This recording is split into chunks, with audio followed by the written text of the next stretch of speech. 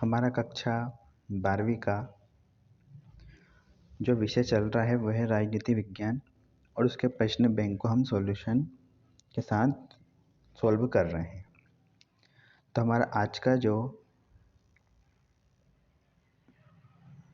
Chapter है वो है 9, जिसका नाम है वैश्वीकरण। ये कुल 8 अंक का होगा। इसमें वस्तुनिष्ठ प्रश्न 2 नंबर के, 2 अंक का एक आएगा, 3 अंक का इसमें एक भी नहीं आ रहा है, 4 अंक का एक आएगा, 5 का नहीं। कुल प्रश्न आएंगे 2, मतलब 4 अंक का एक आ रहा है और 2 अंक का एक आ रहा है। 2 क्वेश्चन और 2 अंक के वस्तुनिष्ठ प्रश्न आएंगे, मतलब एक एक अंक के, और टोटल होंगे हमारे 8 नंबर। हमारा सत्य असत्य पहले आता है, जिसमें दिया गया है कि वैश्वीकरण में पूरा विश्व बढ़ जाता है। ये बात क्लियर है कि वैश्वीकरण में पूरा विश्व बढ़ जाता है, तो इसका जो आंसर है वह है असत्य। जबकि वैश्वीकरण में पूरे देश एक दूसरे के साथ होते हैं। वैश्वीकरण में विश्व बढ़ता नहीं है। वैश्वीकरण आर्थिक समानता को जन्म देता है। जी, ये भी गलत है, मतलब असत्य कहलाएगा। वैश्वीकरण आर्थिक समानता को जन्म देता है। ठीक। तीसरे नंबर पे वैश्वीकरण से पूंजीवाद को बढ़ावा मिलता है।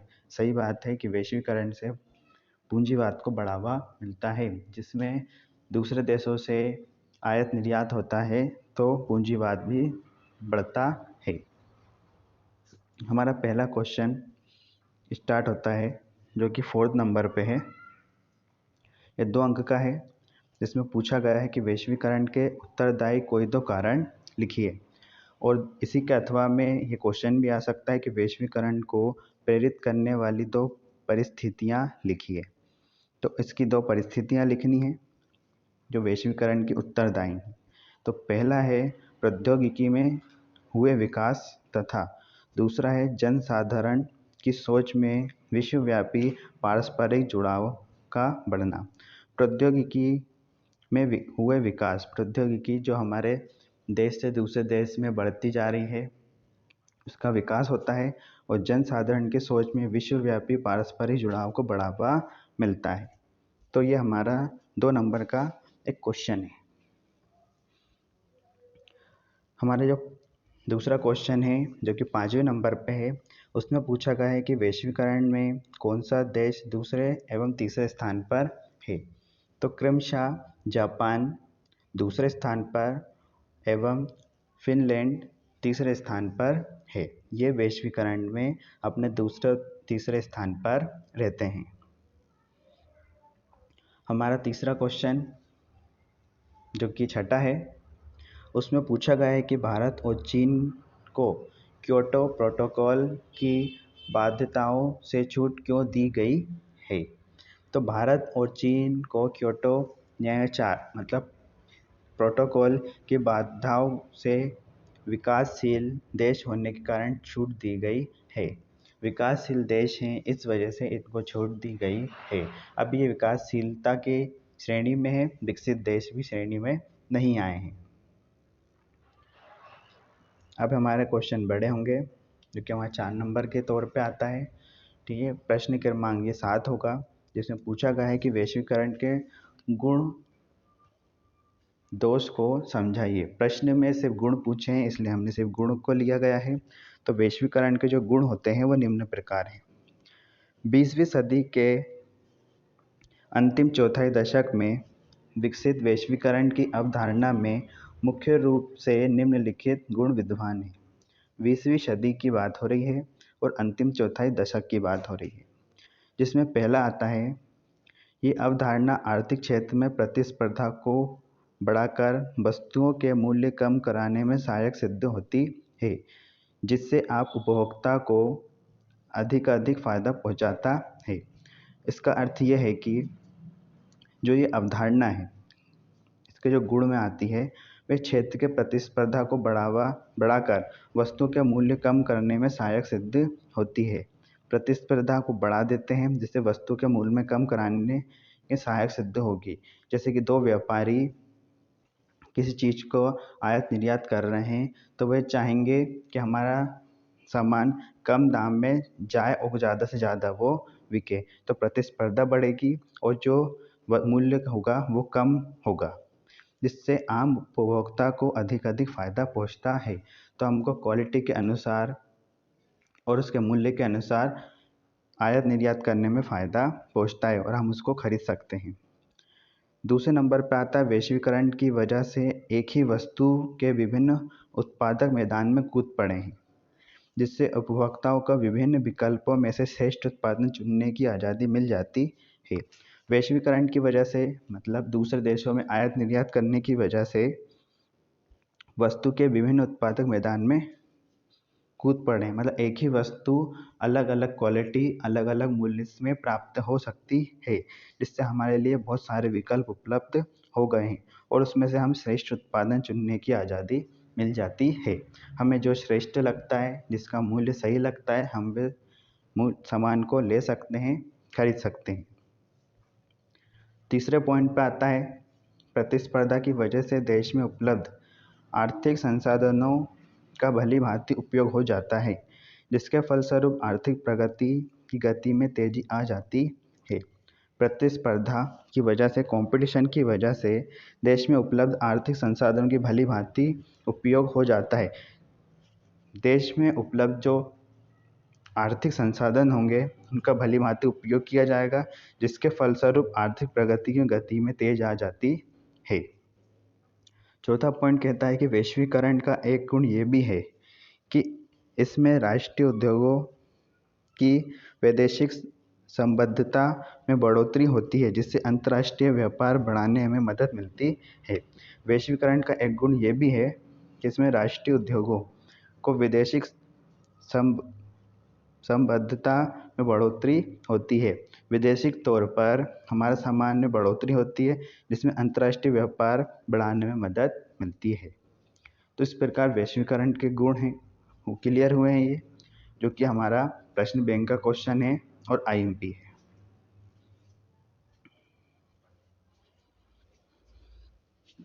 हमारा जो नेक्स्ट क्वेश्चन आता है,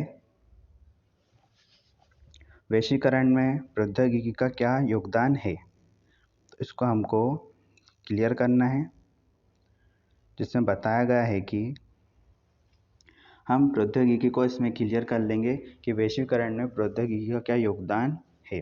तो वैश्वीकरण एक अति महत्वपूर्ण कारण प्रौद्योगिकी की लगातार होती चली जा रही प्रगति ही है। वैश्वीकरण एक महत्वपूर्ण कारण प्रौद्योगिकी की लगातार होती जा रही प्रगति है। निसंदेह टेलीग्राम, टेलीफोन, कंप्यूटर एवं माइक्रोचिप तथा इंटरनेट के नए आविष्कारों ने विश्व के दूर दराज के विभिन्न भागों के बीच संचार क्रांति का बिगुल फूंक दिया है। इस प्रौद्योगिकी ने हमारे सोचने के तरीके तथा सामूहिक जीवन की गतिविधियों को ठीक उसी प्रकार प्रभावित किया है जैसे मुद्रण की तकनीक का प्रभाव हमारी राष्ट्रवादी भावनाओं पर पड़ा था। निसंदेह बताया गया है कि टेलीग्राम, टेलीफोन, कंप्यूटर, माइक्रोचिप तथा इंटरनेट के द्वारा नए आविष्कार किए गए हैं, जो विश्व के दूर दराज में विभिन्न भागों के बीच संचार क्रांति का बिगुल फूंक दिया है। पहले व्यापार करने में ज़्यादा दिक्कत आती थी, अब आसानी से इंटरनेट के द्वारा व्यापार किया जा सकता है, आयात निर्यात भी किया जा सकता है। सामूहिक जीवन की गतिविधि को ठीक उसी प्रकार प्रभावित करते हैं जिस प्रकार मुद्रण की तकनीकी का प्रभाव हमारी राष्ट्रवादी भावना पर पड़ा था। वर्तमान में इंटरनेट की सुविधा के चलते ईमेल, ई-कॉमर्स, ई-बैंकिंग तथा ई-लर्निंग जैसी तकनीकें अस्तित्व में आ चुकी हैं।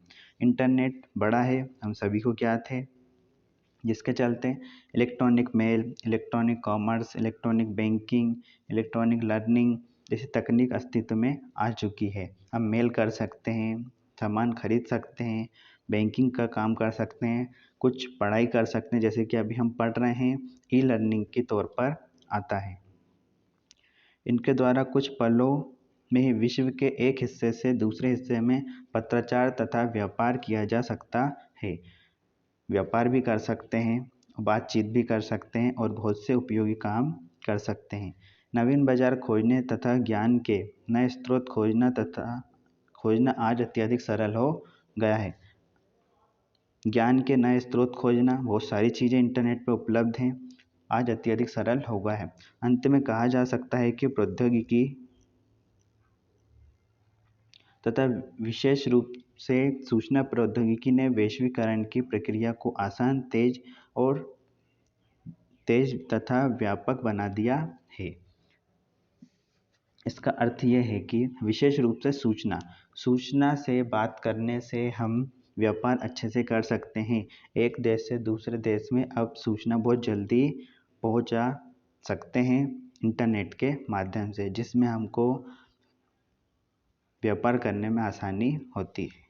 उसी प्रकार वैश्वीकरण में प्रौद्योगिकी का बहुत महत्वपूर्ण योगदान किया है। हमारा नेक्स्ट क्वेश्चन है 9th नंबर का, जिसमें पूछा गया है, क्या आप इस तर्क से सहमत हैं कि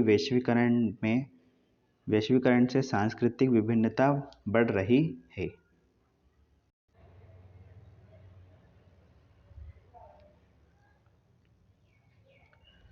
तो इसके उत्तर में हम लिख सकते हैं कि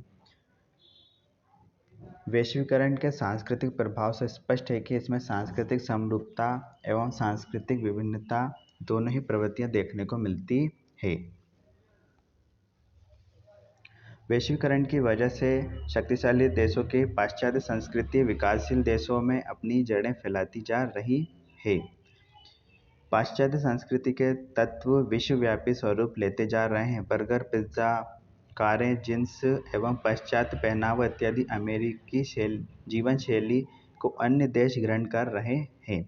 इसका अर्थ यह है कि वैश्वीकरण हो रहा है, जिससे कि विदेश में हो रहे कार्य या विदेश में खान पान, विदेश का पहनावा सभी देशों में पहुंच रहा है। जैसे कि इसमें बताया गया है कि अमेरिका की जीवन शैली इस प्रकार का कहा जा रहा है कि बर्गर, पिज्ज़ा, कारें, जींस इत्यादि जो चीज़ें हैं वो हमारे देश में और दूसरे देशों में भी पहुंच रही हैं, जिससे कि सांस्कृतिक विभिन्नता बढ़ रही है। सर्वविदित है कि राजनीतिक एवं आर्थिक रूप से शक्तिशाली संस्कृति कमजोर संप्रदायों पर अपना प्रभाव डालती ही है। वर्तमान में विश्व की अधिसंख्या देश मैकडॉलनीकरण एवं कोक से प्रभावित है। इस वैश्विक सांस्कृतिक समरूपता से अनेक परंपराएं संस्कृतियों पर संकट के बादल मंडराने लगे हैं, लेकिन इसका अर्थ यह नहीं है कि विश्व में एक नवीन विश्व संस्कृति का उदय हो रहा है। सांस्कृतिक समरूपता का अभिप्राय सिर्फ पाश्चात्य संस्कृति के बढ़ते प्रभाव ही है। निष्कर्ष स्वरूप कहा जा सकता है कि वैश्वीकरण के सांस्कृतिक प्रभाव के अंतर्गत न सिर्फ सांस्कृतिक विभिन्नता बढ़ रही है, बल्कि सांस्कृतिक समरूपता की प्रवृत्ति भी साथ साथ चल रही है। इसका अर्थ यह है कि क्वेश्चन में पूछा गया था कि आप इस तर्क से कितने सहमत हैं कि वैश्वीकरण से सांस्कृतिक विभिन्नता बढ़ रही है। हाँ, बढ़ रही है, किंतु ऐसा नहीं है कि पूरी तरह से विदेशी सब कुछ हमारे यहाँ पर हो रहा है। हमारे देश की जो संस्कृति है वे आज भी जीवित है और आगे भी जीवित रहेगी। कुछ चीज़ें वहाँ से आई हैं, कुछ चीज़ें वहाँ की जो चल रही हैं वो हमारे यहाँ चल रही है, लेकिन हमारे देश की जो संस्कृति है वह भी जीवित है और आगे बढ़ती रहेगी।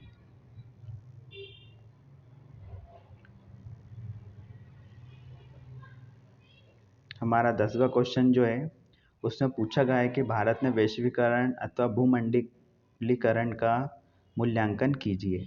वैश्वीकरण अथवा भूमंडलीकरण का मूल्यांकन करना है। तो भारत में वैश्वीकरण का मूल्यांकन अंतर्राष्ट्रीय व्यापारिक एवं वित्तीय संस्थाओं द्वारा बनाए गए कार्यक्रम द्वारा भारतीय अर्थव्यवस्था का तीव्रता से वैश्वीकरण किया जा रहा है।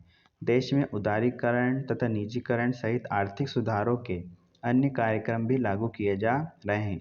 कुछ क्षेत्रों में उत्साहवर्धक उपलब्धियां रही, जहां विदेशी मुद्रा का भंडार अभूतपूर्व स्तर तक पहुंचा है।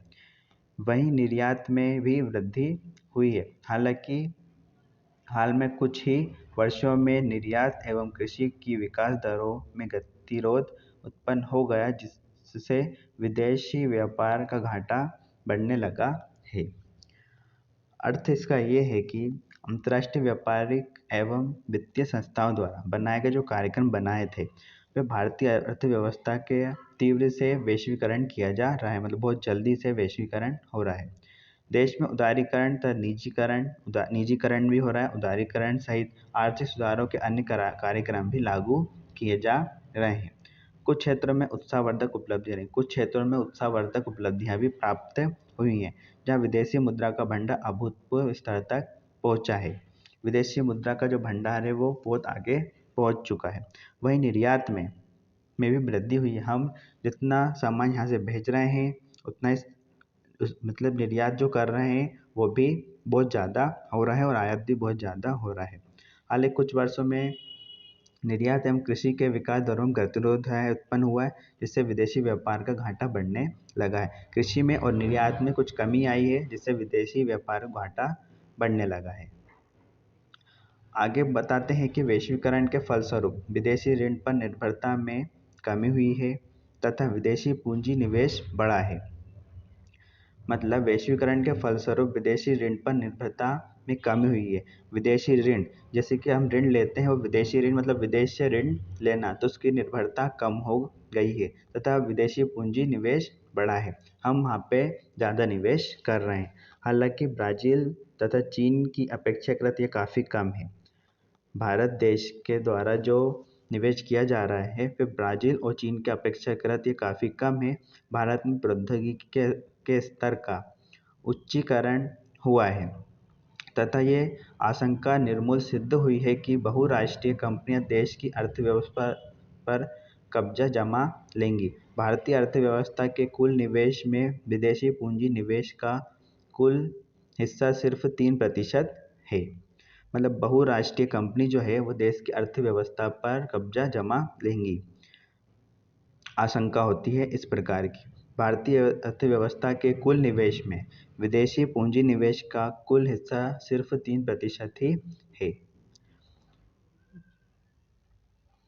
विश्वव्यापी मंदी के दौर में चीन को छोड़कर अन्य विकासशील देशों की अपेक्षाकृत भारत में सकल घरेलू उत्पाद की विकास दर अधिक है, लेकिन रोजगार सृजन एवं गरीबी उन्मूलन सहित सामाजिक क्षेत्रों की प्रगति असंतोषजनक बताई जा रही है।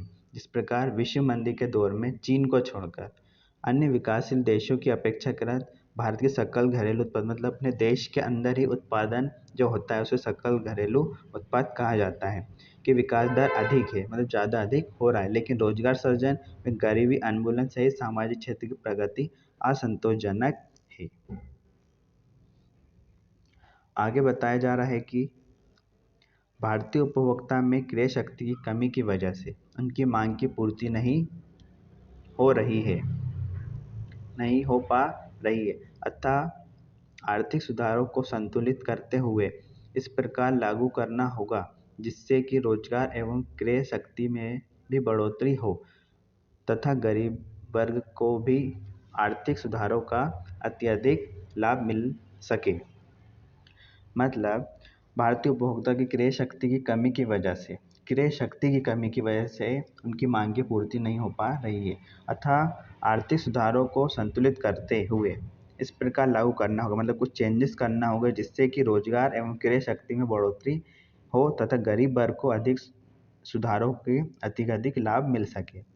भारत सरकार को अपनी लाभ हानि का आकलन करके ही विदेशी पूंजी निवेश का अनुमति देनी चाहिए। पहले आकलन किया जाए फिर अनुमति दी जाए विदेशी पूंजी की जो कि निवेश करना है। इस बात का सदैव स्मरण रखना चाहिए कि स्वदेशी लघु एवं कुटीर उद्योग पर विदेशी पूंजी का प्रतिकूल एवं आघात प्रभाव नहीं पड़ना चाहिए। मतलब स्वदेश में जो हमारे देश में लघु एवं कुटीर उद्योग हैं जो हमारे यहाँ का सामान बना रहे हैं उससे विदेश का प्रतिकूल एवं घातक प्रभाव नहीं पड़ना चाहिए। वैश्वीकरण भारत के लिए एक अभिन्न प्रयोग है। आगामी कुछ समय तक इसे परखने के बाद ही निर्णायक रूप से कहा जा सकता है कि वैश्वीकरण प्रक्रिया को आगे जारी रखा जाए अथवा इसे ये यहीं पर छोड़ दिया जाए। अभी अभिनव प्रयोग किए जा रहे हैं, नए प्रयोग किए जा रहे हैं। आगामी कुछ वर्षों में परखने के बाद फिर निर्णय लिया जाएगा कि इसको आगे क्या करना है, जारी रखना है या फिर बंद कर देना है। इस प्रकार हमारे क्वेश्चन कंप्लीट हुआ। हमारा जो 11th क्वेश्चन है उसमें बोला गया है कि वैश्वीकरण के प्रतिरोध के कोई 4 कारण लिखिए। जैसे प्रतिरोध के कारण पूछे हैं, हम 4 कारण उसमें लिख सकते हैं। तो वैश्वीकरण का प्रतिरोध निम्नलिखित कारणों से हो रहा है। वैश्वीकरण, पहला है वैश्वीकरण से परंपरागत संस्कृति को क्षति पहुंचेगी तथा लोग अपने शताब्दियां प्राचीन जीवन मूल्य और रीति रिवाज से दूर हो जाएंगे।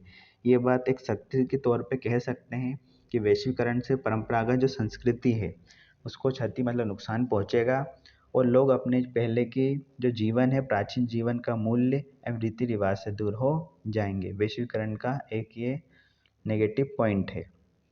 दूसरा पॉइंट कहता है कि वैश्वीकरण की वजह से विकासशील देशों में बहुराष्ट्रीय कंपनियों की एकाधिकारवादी प्रवृत्ति में लगातार वृद्धि होती जा रही है। मतलब एकाधिकार हमारा धीरे धीरे बढ़ता जा रहा है विकासशील देशों में बहुराष्ट्रीय कंपनियों का।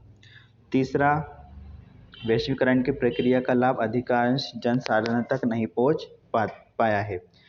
इससे आर्थिक असमानता को बढ़ावा मिला है तथा तृतीय विश्व के देशों में गरीबी की खाई और अधिक चौड़ी होती जा रही है। मतलब जनसाधारण जो आम जनता है उनको पूरी तरह से फायदा नहीं पहुंचा है, जिसमें आर्थिक समानता को बढ़ावा मिला है। तृतीय विश्व के देशों में गरीबी की खाई और अधिक चौड़ी होती जा रही है। चौथा पॉइंट है वैश्वीकरण से राजनीतिक दृष्टिकोण से राज्य कमजोर होता है। वैश्वीकरण से राजनीतिक दृष्टिकोण से जो होता है उससे राज्य की कमजोरी सामने दिखाई देती है। तो हमारे ये 11 क्वेश्चन कंप्लीट हुए जो कि मोस्ट IMP थे। उम्मीद है आपको पूरा क्लियर हुआ होगा।